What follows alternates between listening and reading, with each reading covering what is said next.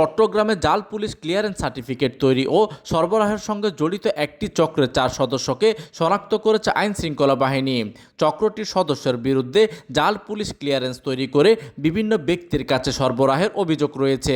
সংশ্লিষ্ট সূত্রে জানা যায়, চক্রটির সদস্যরা হলেন রাঙ্গুনিয়া উপজেলার বগাবিল খান বাড়ির মোহাম্মদ আশরাফ আলী খান, সন্দ্বীপ পৌরসভার হরিশপুর এলাকার মোহাম্মদ নিশান, রাঙ্গুনিয়ার মধ্যম ঘাগড়া এলাকার মোহাম্মদ আবদুল্লাহ আল মামুন এবং বাঁশখালী পৌরসভার দক্ষিণ জলদি এলাকার মোহাম্মদ আব্দুর রহমান। প্রাথমিকভাবে জানা যায়, চক্রটি পুলিশ ক্লিয়ারেন্সের নামে প্রয়োজনীয় কাগজপত্র সংগ্রহ করে জাল সনদ তৈরি এবং তা বিভিন্ন কাজে ব্যবহারকারী ব্যক্তিদের কাছে সরবরাহ করত।